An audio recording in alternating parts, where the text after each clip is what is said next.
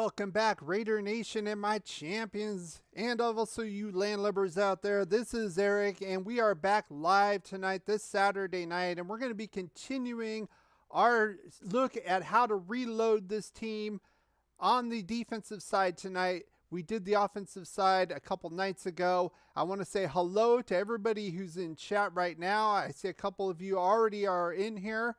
Hello to you. Also, if you're watching this on a recording, instead of being here live with us, why not subscribe right now? Hit that bell notification, set it to all. That way you'll be notified of all of our future live streams, so you won't miss a minute of interacting with all of us here on the subjects that we talk about. Now, as far as what we talk about here, now this is our normal format, and we're going to be using it as we normally do, and I call it the rundown. These are the list of topics we're going to be talking about, of course. Hey, Sandy B, I saw you popping in there. Thank you for coming in, and I'll get to you. We'll get to you and all of your comments in just a moment. If you do have any comments right now or later, put them in the live chat right now. We'll get to them once we get to our Q&A session down here. Also, if you are watching this on a replay, go ahead and put them in the comment section. I read every comment, and I respond to just about every comment, with some exceptions, of course. Husker Raider, I see you in here. How you doing tonight? We'll talk about Traylon Burks as well. I took a look at him. We'll do that in the question and answer segment, of course. Let's focus right now on the rundown. The first topic I want to talk about is, of course, our poll of the week, and I asked this about as far as what we need here as far as plugging the holes by position, and you guys voted en masse. Well done. And the majority of you voted for defensive tackle, basically looking at needing a more of a nose tackle / defensive tackle to better fit Coach Graham's system. Coach Graham, Patrick Graham, our new defensive coordinator. For those of you who aren't in the know, most of the Raider Nation already knows this, of course. But it would make sense to me as well. Then the second in voting was the cornerback, a veteran cornerback across Trayvon Mullen. We'll talk about that as well. And then you guys voted for strong safety, outside linebacker, and others. So that's going to be kind of actually the theme of what we talk about on the defensive side of the ball. But first, I want to first, of course, go over this news that we got. It kind of broke kind of on the latter stages of our live stream on Thursday night. And that's, of course, Cliff Branch making the Hall of Fame. He will be inducted this year, of course, posthumously, just like Ken Stabler. It's a shame, to be honest with you, because this guy should have been in a long time ago. I just put his stats here just so you can take a look at them. Technically 14 seasons. He didn't really play in that last one. 13 seasons, almost 9,000 receiving yards. And you add another little over 1,200 yards as far as yards in the postseason, and he was near 10,000 yards for his career. And you know, that's pretty much unheard of back in the day. Remember, this is in the 70s. This wasn't touch football. You breathe on the quarterback, you get a penalty. You breathe on a receiver, you get a PI. No, they were allowed to mob people and, you know, run people over, clothesline them. So this is a heck of an accomplishment for him. And of course, he had that legendary speed, but he also had good hands, and he was instrumental in those, especially even in the Super Bowl against the Redskins. He got a touchdown. So I think he should have been a long time ago. I think he got snubbed ahead of guys like Drew Pearson and Lynn Swann, who didn't even have the same stats as him because he was a Raider and the league didn't like Al Davis, unfortunately. And that cost him. It's unfortunate that he's going to have to go in and not actually be able to see it because he's passed away. But well done to him, and kudos to him. And it's, you know, frankly, about time. So that said, let's get right into the crux of what we want to talk about, and that is the positional needs we need on defense. The other team's quarterback must go down, and he must go down hard. Now, of course, this is going to be in the same format as I had in the offensive one that we did 2 days ago right here. And I put a link in the description. You can check it out after this video if you haven't seen that one initially. But of course, I put Coach Graham here taking a look at this. And there are some lingering issues here, some obvious ones right here. Number one, we do not have a defensive tackle on the active roster as far as active contracts. Again, I'm not going to talk about futures. We have one guy on a practice squad contract. I'm not going to count that guy. He's just basically there to be practiced with.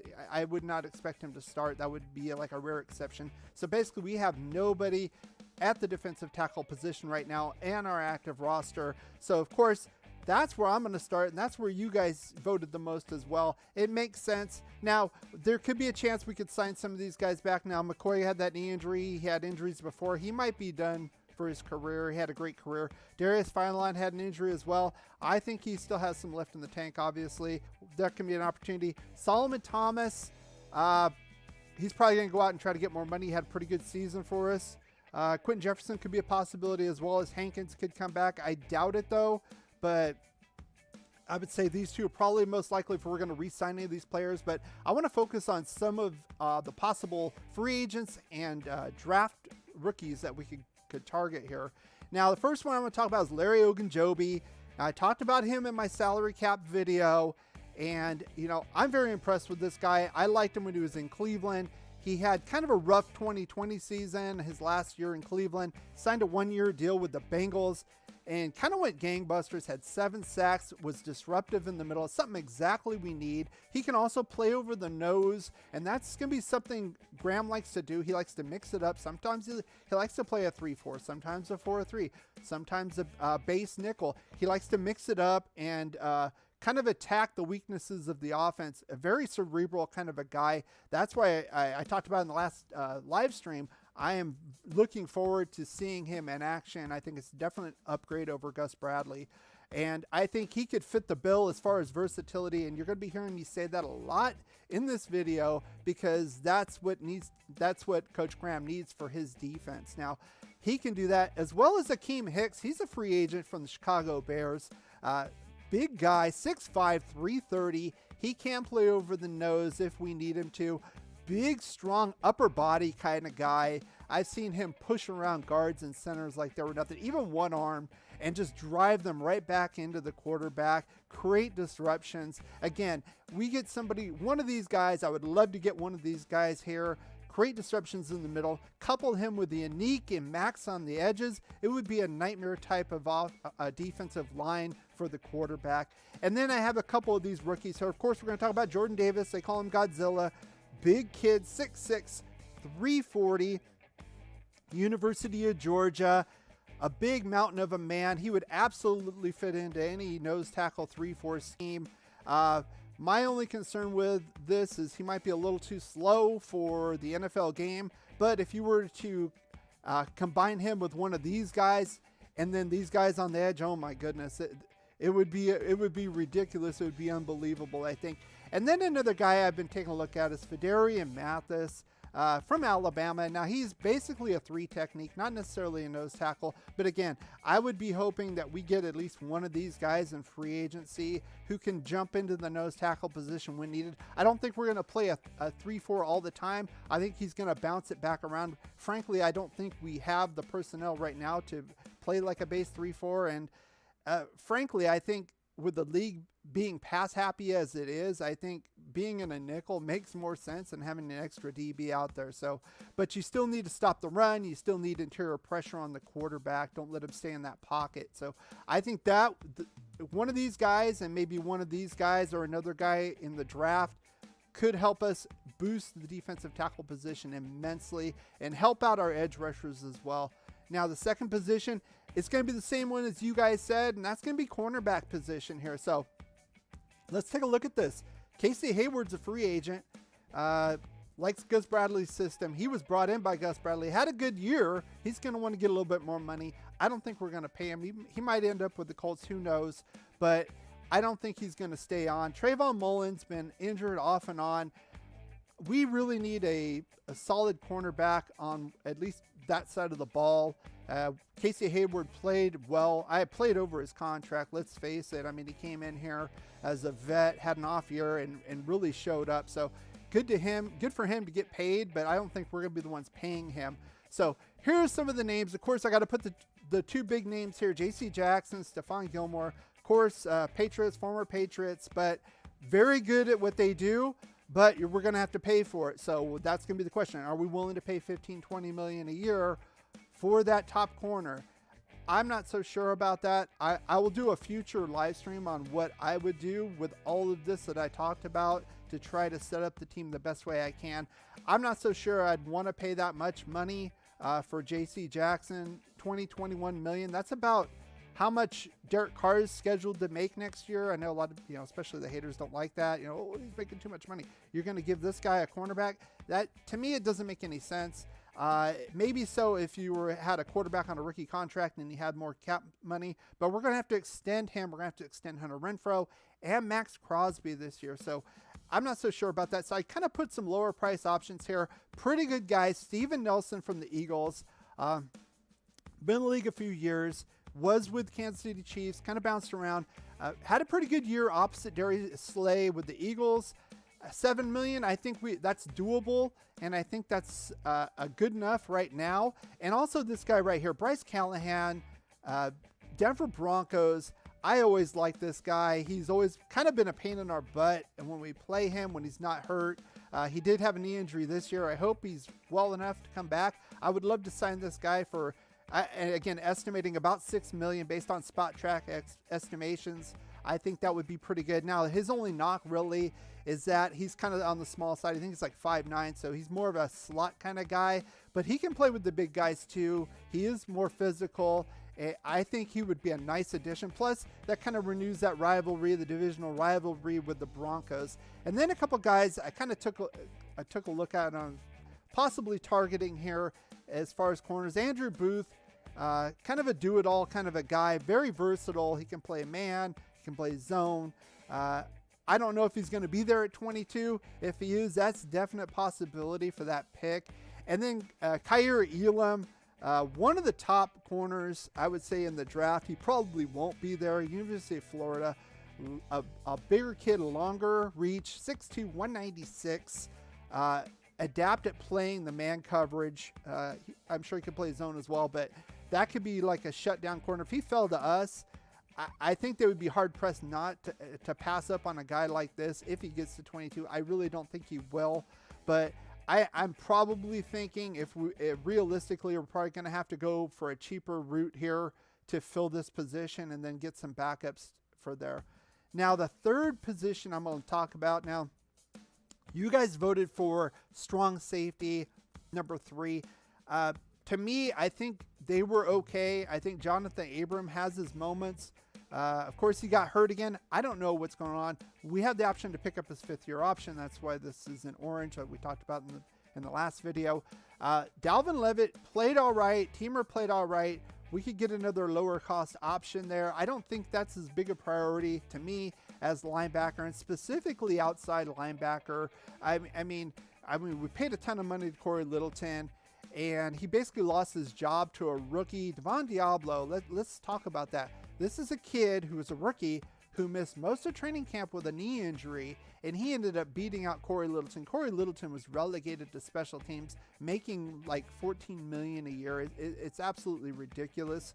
KJ Wright, we picked him up basically off the scrap heap. Nobody else wanted him late in training camp.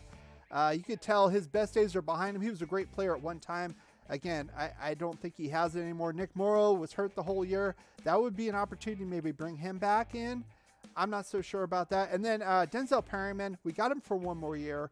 So I think we're probably not going to re-sign him, to be honest with you. Probably not going to be able to afford him. He had a great year last year, top 5 in the league in tackles. He's going to want more money. We're going to have him for one more year. But for right now, this offseason, I think the outside linebacker is what we need right now to buffer this linebacking core.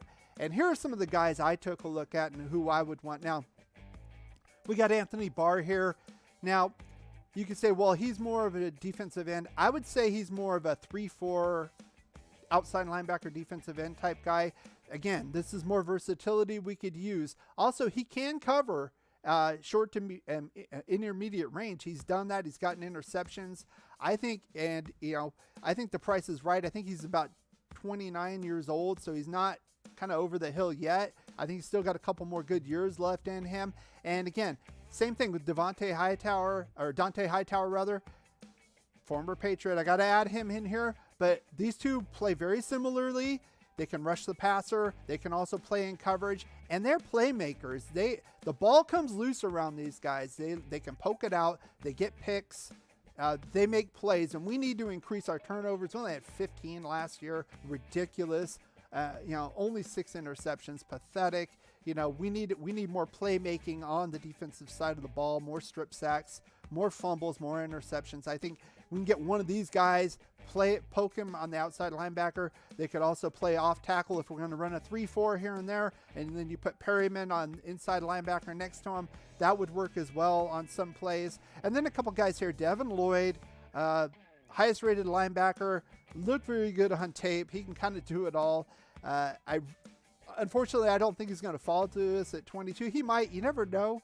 But that's a definite possibility here. And then this guy right here, Mike Jones Jr. If you're a Raider fan for a while, you might remember the name Mike Jones. He was a former linebacker for the Raiders. He also made that big play in the Super Bowl with the Rams, stopping the Titans from tying the game. This is his son. But this guy's a little bit lighter than his daddy. He's more of a Jeremiah Owusu-Koramoah kind of guy, a JOK kind of guy, smaller guy. He can play outside linebacker, but he also plays safety. Again, we're getting that versatility. And right now, it looks like maybe second, third round, we could get him. I think that would be a good price to plug another young guy in here like that if we could get him. Regardless of what we do here, I'd like to get one of these guys. But yeah, getting a guy like that and the versatility would be great. Again, same thing with like Devian Diablo. He came in as a safety and now he's playing linebacker. I think you can kind of bounce these guys around. I think that would fit the scheme with Coach Graham's scheme that he wants to do. And I think if we can secure this, we can even be a better defense. Again, remember, we were a kind of a middle of the road defense. We sucked the year before, and this could be an opportunity, especially if we can get some interior pressure here. This could be something special. Now, one more thing I want to talk about here. I put it here as Hey Santa. Now, there's some news that came out today. Of course, we're going to talk about Rob Ryan, aka Santa here. All you longtime Raider fans, he was our defensive coordinator about 15-20 years ago. Of course, brother of Rex Ryan, Mr. Foot Fetish, defensive guy. Of course, his daddy, Buddy Ryan, Mr. 46 Defense, 85 Bears. He was the innovator of that. He's our senior defensive assistant, whatever. So I guess he's going to be kind of like mentoring, looking at plays. I'm all for that. He's got a lot of knowledge. And then Coach Graham can implement his system. I think that's a pretty solid hire in my opinion. And then the other one, Mick Lombardi, another name Raider fans would know, son of Michael Lombardi. He was an executive for the Raiders for a while. He also was with the Cleveland Browns. Of course, Mick Lombardi was a wide receivers coach with the Patriots, as you can see here. So of course, as usual, when guys get promoted to head coach, they usually bring some of their guys along. He's already, Coach McDaniel's already been doing that. So no real surprise there. I was thinking it was either going to be him or Troy Brown at the OC position. So congratulations to both these guys. Mick Lombardi, he's the OC, but of course, Josh McDaniels is going to be calling the plays. We all know that. So, and he can help out as well. So now we're at the time with the Q&A session right here. I want to get your opinions on what I put out here as far as, reloading the defensive positions, the players I mentioned. If there are any other players that you would think would be beneficial either through free agency or the draft. Again, there were some players, there were some other players I didn't mention, like Linval Joseph, as far as defensive tackle. He didn't have a very good year with the Chargers, obviously. They couldn't stop the run. I'm not so sure if he has anything left. I think he's like 32, 33 years old. There's a player called, what's his name? Tavondre Sweat from University of Texas, a straight nose tackle kind of guy. We could probably get him late in the draft. That might be beneficial as well to plug him in there. Goal line, special teams, something like that. Big kid. So just if you have any questions, you have any comments, put them in there live chat right now. I see a few of you are already putting some in there. Let's see. Husker Raider says, awesome. Man, I can't wait to hear your comments on Burke. Yeah, so I looked at Traylon Burks. What is he? 6'3", 225. I watched him play. I watched his highlights, and man, somebody said he was like a wide receiver too. I don't see that. I see a wide receiver one right there, a big kid, and two things that really caught my eye. One is the way he fights for the ball, those jump balls. He gets those kind of like a Darren Waller like. I like that. Kind of like what Odell used to do back when he was good, back in his prime. I don't think he's as good as he once was. I know I might get some heat on that, but I don't think he is. But back in the day, he could do that. And then the second thing, he has a second gear. If you notice, if he can get out in space, he can go to the house. Either conventional passing or sweeps. He turns that corner and he's gone. It's almost kind of reminds me of Miles Sanders, running back for the Eagles. If he can get past that first level and get some space, he would be something on this team. Again, I don't know if he'll be there at 22. We'll see. I don't know if this team really wants to go with another rookie running back, especially in the first round. Let's talk about, we had Amari Cooper, who was kind of up and down. Didn't really look like he wanted to be a Raider, let's be honest, and we traded him. And then, of course, Henry Ruggs. We all know what happened with that. So I honestly think we should probably go get one of those big four. Probably not Chris Godwin. I think that guy's more of a slot guy. I would rather have the Mike Evans, the outside guy in Tampa defense, not Chris Godwin. Plus, he had that knee injury. How's he going to be next year? I don't know. Like I said, I'd like Brandon Cooks. If we can't get Cooks, we can't trade for him. Maybe we open the pocketbook for Devontae Adams. I wouldn't be too upset about it if we can structure it right. It is what it is. So Sandy B says, hang on. He's watching. Yeah. Cliff Branch. Yeah. Like I said, it's a shame because him and Stabler should have been in the Hall when they were alive. Like I said, a lot of people, a lot of Raider fans are conspiratorial with calls, with how the league treats us, the Tuck rule, all this other nonsense. And there's some smoke behind there. And both of those guys should have been in the Hall long before a lot of other players were. And it's a shame because, he's not here. I think his wife's going to be there as part of the induction ceremony in Canton later on in August. But he should have been here. He should have been able to enjoy it, put the coat on, see the bust of himself there. It's ridiculous. Sandy B says, Larry Ogunjobi would be a plus. Absolutely. Like I said, I liked him when he was in Cleveland. He had that one-off year, unfortunately. Cleveland didn't keep him. I don't think they had enough money. They spent a lot of money on wide receivers, to be honest. Still couldn't score. The coaching staff, that's another team where the personnel group and the ownership is messing up the team, in my opinion. But he was pretty solid. I would love to get him in here. Of course, he's 4 years younger than Akeem Hicks, so he's got a lot more tread on the tires. Give him a 3-year deal and watch him get to the quarterback. He's got the foot injury. He's got surgery. I'm sure he'll be ready to go and back for training camp, no problem. I don't think that's going to be an issue with that. But he can line up at the 1, the 3, the 5. He can kind of bounce around, and he's effective. I like that interior push, and we really need that. Let's see. If they get Larry and Jordan, that would be good. That would be dangerous. If they get those two guys with Unique and Max, they're gonna be some quarterbacks peeing their pants.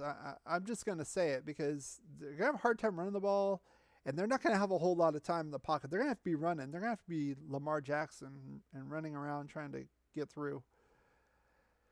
Husker Raider says, I'd love J.C. Jackson, but he wants a lot of money. Yeah. Spot Track is estimating 20 to 21 million. That's probably where it's going to be. To me, it's hard pressed for me to pay him that money for a guy like that. I would rather get a group of solid veterans for cheaper. And all it takes, what he gets a hamstring injury, he's out 5 games, 6 games. You have $21 million tied into this guy who plays on one side of the ball on one half of the field. I mean, it's great to have a shutdown corner, but we can't afford it right now. Not the way the team is right now. We got to extend at least 3 guys this year, plus fill in all these holes. And I don't see us spending a huge amount of money there, especially if we do that. We're not going to get Devontae Adams. It's not going to happen. You can't get both. I don't see us getting both guys. So Sandy B says, hit that like button, subscribe, and ring the bell. Make sure on the bell you click all so you don't miss any notifications. That is correct. If you did enjoy this, and you do enjoy the live stream, what I put out, give it a thumbs up. It helps the YouTube algorithm to see what's going on and spread the word to Raider Nation. Same thing with subscribing. You subscribe, and when you do, be sure to hit that all on the bell. Hit the bell and then select all.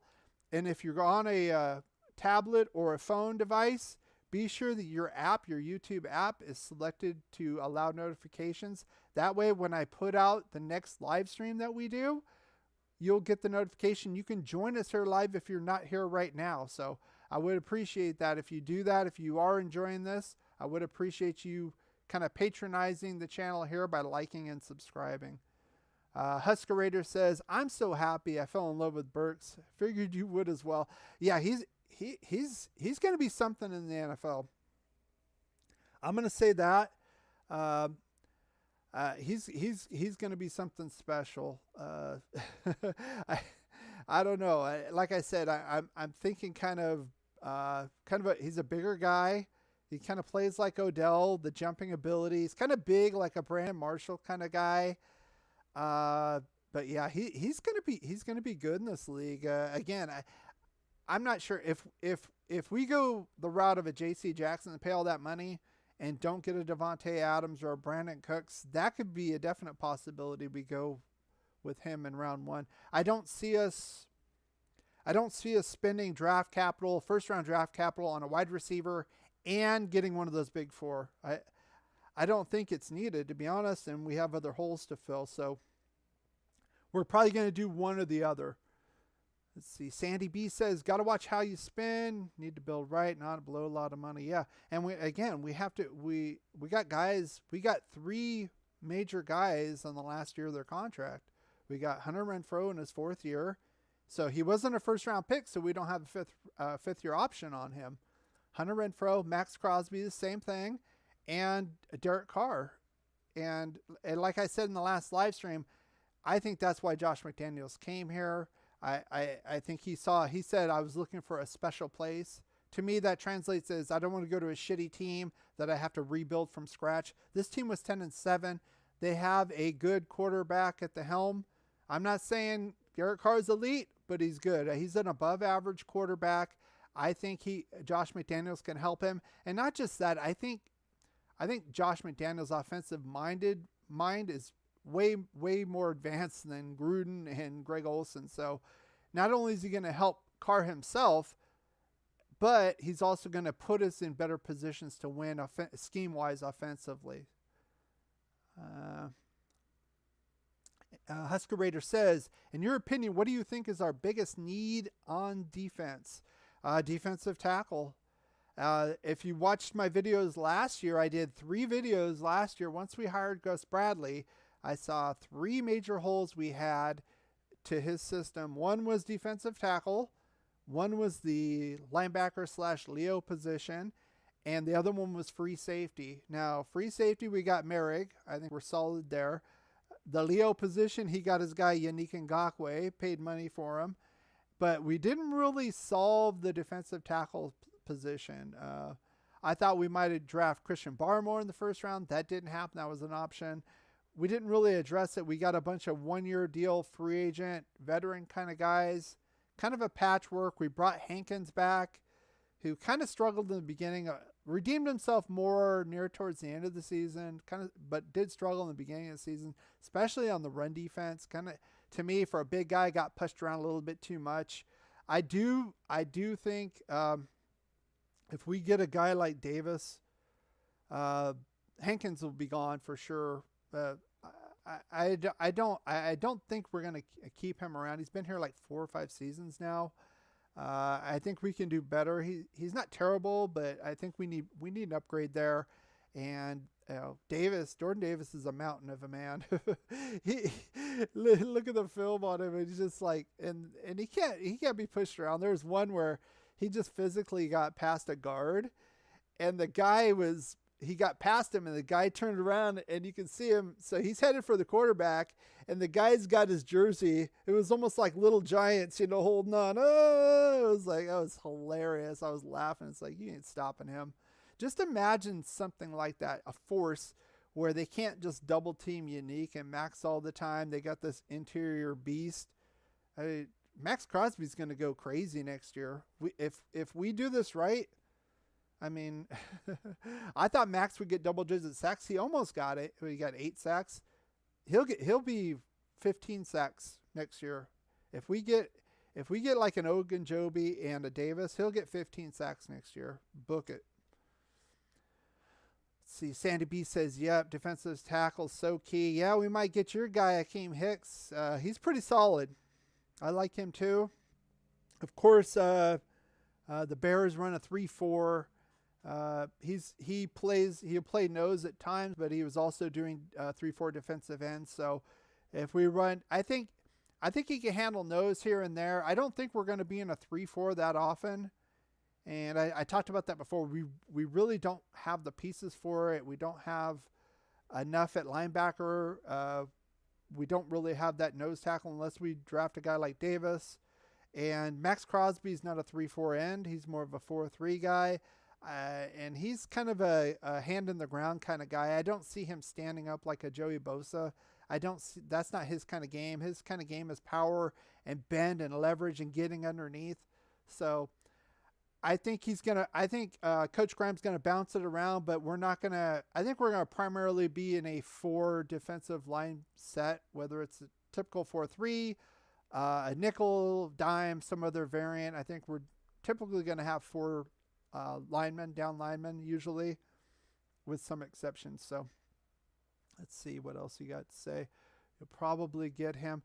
I don't know. Again, he's 32 years old.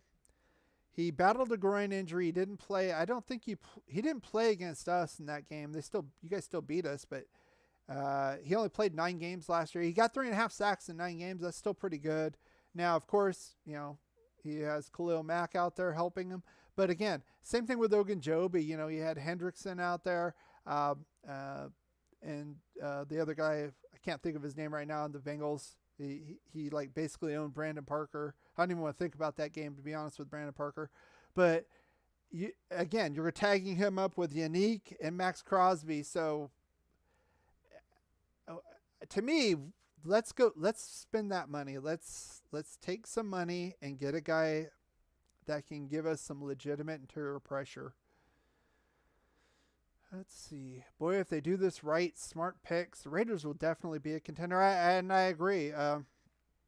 They're already a playoff team. Let's call it like it is. They won 10 games. I mean, you could say, well, they won some close ones. Yeah, they won some close ones, and they lost a couple of games they should have won. They should have beat the Giants. That's kind of a testament to Coach Graham, basically shutting down the offense. I mean, we lost 23-17, I believe, and it really wasn't that close. The offense was pretty stymied for most of the game. It's kind of disgusting, to be honest with you. And if the Giants had any semblance of a real offense, I mean, we would have gotten blown out in that game. Daniel Jones is a joke. You could kind of say something similar to the Colts game. We did win that one, but it kind of took a late effort. I think Carson Wentz, luckiest man on earth, luckiest touchdown I've ever seen in my life. We already saw that. He ain't no good. The Colts are in trouble. Be interesting to see what Gus Bradley does. He does have more talent. Colts are pretty solid, sneaky good, opportunistic, like to create a lot of turnovers, sneaky kind of defense. They do need a pass rusher, though. They'll probably address that in the draft. That's my guess. Husker Raider says, I'm actually super excited for the defense. I believe we will be big players in this offseason. I think we're going to be decent players. I'm not sure if we're going to be big players, especially, again, hang on. again, it all depends on where we want to put our money. Are we going to go after one of those big wide receivers, right? There's give and take. If we do that, we're going to have less money on the defense. Again, I think either we get a big name corner or we get a big name wide receiver. We don't get both. So you can pick one or the other. The defensive tackles are affordable. The ones I mentioned, I think they'll be just fine. I know Calais Campbell's already out there. I think he's still good, but he's not the player he once was. He's, what's he, 35 now or something, 36. I would kind of avoid that. I know we got, if you remember, we traded first rounder for Richard Seymour. He played all right, but still, the Patriots back in the day. But I think we need to stop doing that. I don't want to give Calais Campbell big money on when he's on the downside of his career. If he wants to come in for cheap, okay. But I don't think he is, because I think his demand is going to be enough where he's going to get paid by somebody. I just hope it's not us. Like I said, I'd rather get Larry Ogunjobi. He's 28 years old, had a kind of a freak foot injury, should be okay, been solid most of his career. He's probably got at least 2-3 more good years out of him. Solid, versatile guy. He can line up over the nose, over the center if you want, or he can go 3, and he can provide that interior pressure we need. So you voted for wide receiver. Yeah, I like I said, what I'll do, I think my next live stream will be probably next weekend. And what I'll do is I will do I'll kind of do a culmination of what I talked about, and then kind of say, well, if I was the GM, this is what I would do. I'd do this, do this, do this, do this, and try to fill these holes. And then I'll probably have like my salary cap one with the calculation over here, like the spreadsheet, and then kind of see. I kind of did that a little bit with the salary cap, but I'm going to get a little bit more detail here. Also, there's something to be said about the draft, of course. It's kind of like a weather forecast. We really don't know where these draft positions are going to fall right now. We're still in February. It's going to be a while. There's going to be players that are going to drop for whatever reason. There's going to be players that are going to rise, whether legit or otherwise, There's going to be certain players, they get to the combine and 2 or 3 teams really love them, and all of a sudden they're up a round or 2.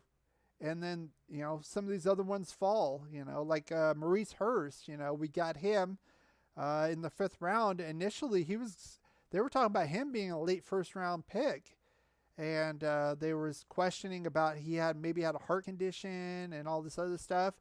And we ended up getting him in the 5th round. Now, I don't think he played as a first round pick, but as a 5th round pick, he was a steal, I think. Decent kind of player. I'm kind of surprised we didn't keep him, but it was what it was. I don't think he lived up to the hype that he had in college, but still he wasn't a crappy player either. Let's see. I like Cooks. I like Cooks too. A lot of people don't like Cooks, and I don't really know why. The guy just produces wherever he goes. New England, the Rams, and now with the Houston Texans. Like I said, he had a 1,000-yard season with Davis Mills as quarterback. Not Deshaun Watson. Davis Mills. Now, not like knocking Davis Mills, but he's not an elite quarterback. We all know that. And look around that team. Who are the other offensive weapons there? Take a minute. Put it in the chat because there aren't any. That's the correct answer is there aren't any. So that tells me, if he's the number one guy with an average to subpar quarterback, and he's still getting 1,000 yards. I mean, imagine him with Derek Carr, an upgraded quarterback, Darren Waller, Hunter Renfrow. Can't be double teamed all the time, and then Waller's going to kill you. I mean, if he's here, he's going to go off for us. We get him and maybe another speedster if we want to re-sign Zay Jones, or look to the draft for a speed guy. Get a 4 wide receiver set, put Cooks, Renfrow, maybe Brian Edwards or whoever, or Zay Jones and the speedy draft pick rookie. That would be very interesting. And then you have Waller still. It's like, what are they going to do? Blitz Derek Carr. Please blitz Derek Carr. Ask the Baltimore Ravens how that worked out for him. Ask some other teams how that worked out for him. So, and he's only 25 years old. Yeah, it seems like he's a lot older. Yeah, really. Yeah. Yeah, he's been with 3 teams. Again, former Patriot. I think there's a place for him here, and frankly, that might be something I talk about and get a little bit more detail in the next live stream. I've been thinking about some possible trade possibilities, but I'll kind of keep that under my hat. That'll be my hook for you, a little teaser for you to come to the next live stream. Probably be sometime next weekend, either probably Friday or Saturday, depending on my schedule and what's going to be happening. But yeah, there'll probably be some potential trades involved in my being the GM. So come out here and join us. And again, it's not only what I have to say. I enjoy what you guys have to say and the interaction here in the chat as well. So I wonder what Houston would want for him. Well, I'll talk about that next week. I have some ideas what Houston would want for him, and I would probably offer something fair, right? I'm not going to say, oh yeah, I'll give you a 5th round pick for him or something, something stupid, of course. But yeah, I have some ideas about that, and like I said, I'll keep that under my hat right now. So, what do you guys have to say about defensive side of the ball? Okay, we talked about Burks. And I know Husker, you wanted to talk about that. Again, I think that guy's a stud. He's a bigger kid, jumps for the ball, has the second gear. I think, I'm not going to say he's going to be a Jamar Chase, but maybe like a Justin Jefferson. That's very well possible. So, again, if you're a GM and you think he's Justin Jefferson this year or next year, do you spend a 1st round pick on him? I mean, these are the decisions they got to make. They get in these war rooms and they have all the intel, and this guy gets in trouble with the law, beat up his girlfriend, or is doing drugs, he got pop positive, or all the little gritty stuff, and oh yeah, he secretly had an injury, he's trying to hide it, and all this kind of craziness. And it's a lot of responsibility, and that's why I kind of was a little upset with this whole Gruden Mayock situation. You had a coach who's been away too long, kind of getting out coached, especially in second halves of games. I talked about that in previous videos. And then he brought in his guy Mike Mayock as general manager, but really he was just like a talent evaluator. Even Mayock said that Gruden had the final call on the players. So not really a general manager. 15 years, basically talking smack on NFL Network, basically doing what I do as a highly paid professional. That was Mike Mayock, as more of a formal job type thing. Me and other Raider content creators, he kind of basically did that, and then that qualifies him to run a team. And then the draft picks, and I was going to do a video on it, but you know what? It's kind of, at this point, it's kind of beating a dead horse. I am excited about what we have now and what we can look forward to in the future. I think with Ziegler and McDaniels, they have a nice battery. They've worked together for a while. They've known each other for a while. They come from an organization of winning, a concept of winning, and we lost that a long time ago, unfortunately. And I think that went away with Al Davis, to be honest. So hopefully they can get that back for us. Husker Raider says, honestly, there could be some quality corners in the first round for us, but I do think DT is our biggest need. Yes, it's going to be very interesting how the draft falls. It's going to be very interesting how players rise and fall from now until April when the draft happens.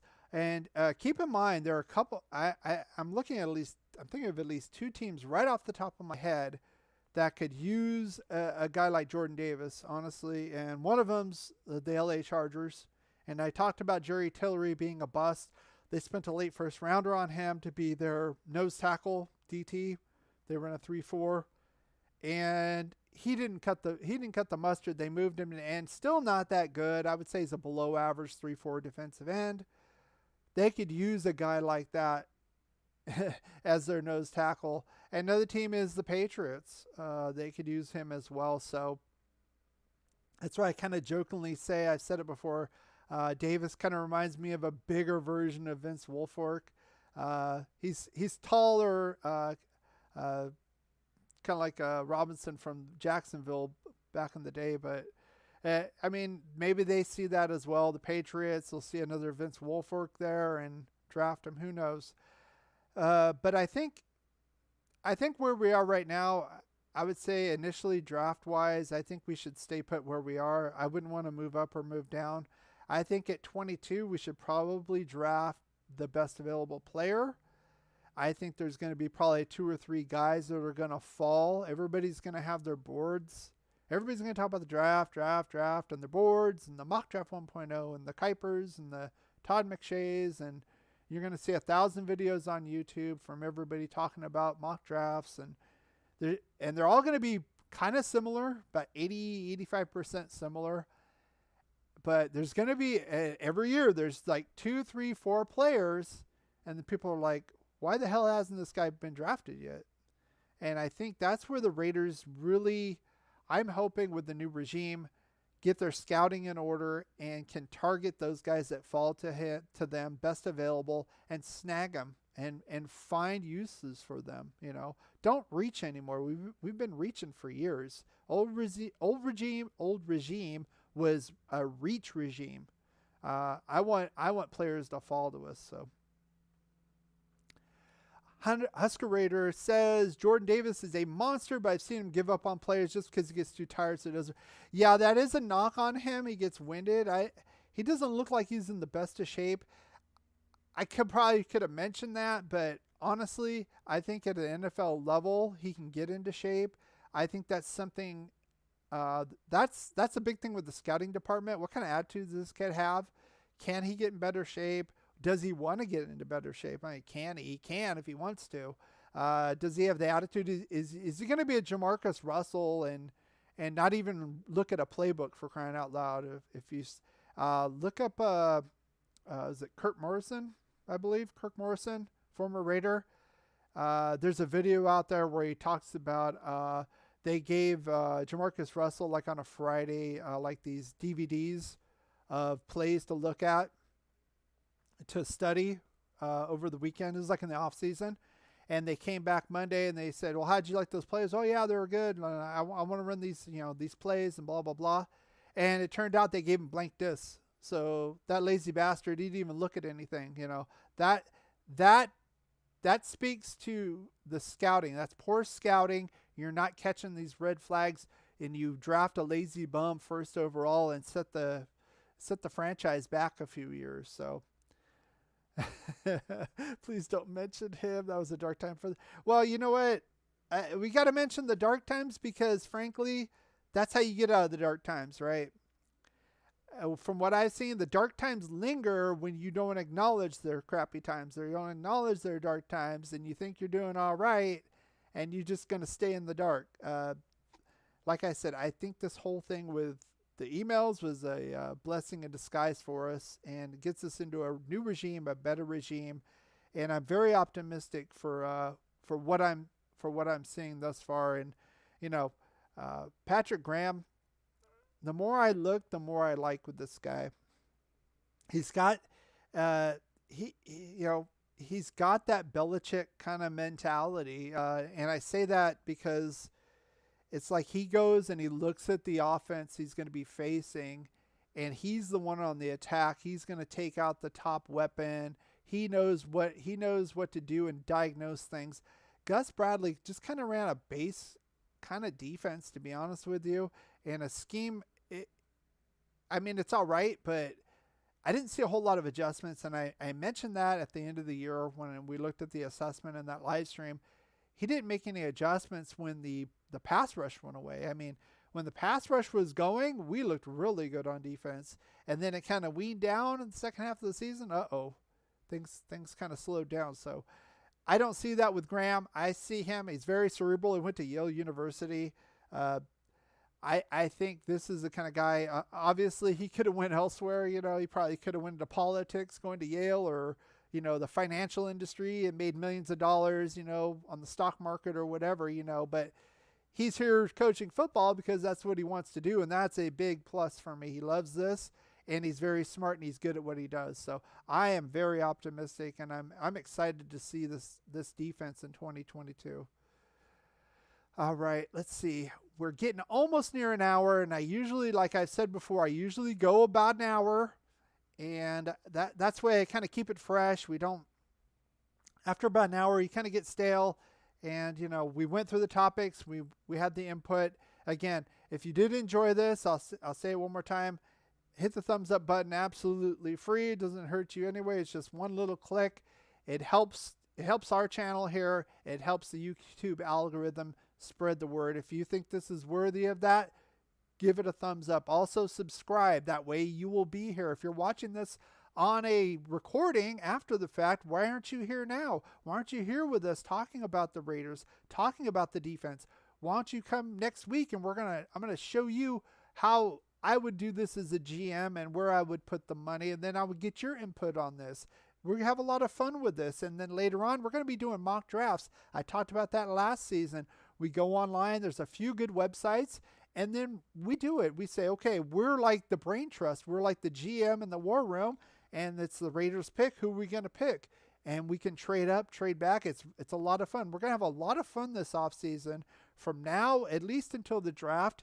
And then we go headlong into free agency and then training camp and then see this team in action. It's a lot of fun going on here. So I encourage you to come out here and join us. If you are enjoying this, even after the fact, subscribe so you're with us live. Hit the thumbs up button again. Thank you for those who are in here, not only the ones that are in here, but also the ones that are participating in the chat. Provides more interaction, makes the channel better, makes the live stream better. I thank all of you for coming out here. I do appreciate you. And again, next time we'll talk about that, trying to tie all this together and kind of have a direction that I would have for it. And then we can see how the team actually does it, and we can kind of compare and contrast and say, yeah, does that make sense or not? So, hey, Mark Thomas, good to see you in here. I've been enjoying most of the moves they made, probably with the exception of the special teams coach. That one was kind of a head scratcher. I know he's a McDaniels guy, but he didn't do much with Denver, to be honest with you, but the rest of them have been really solid, especially the defensive coordinator. I think with McDaniels kind of running the show on the offense and this real cerebral guy, Coach Graham, on defense, this is going to be good. And then you have Ziegler as GM, coming from a good organization, a winning organization. Again, of course, Bill was running the show there, Bill Belichick. We all know that, but goodness rubs off, right? If you're with a good organization, it's going to rub off on you. If you're with a poor organization, that's going to rub off too. So I am very excited. I'm optimistic about the new moves we made.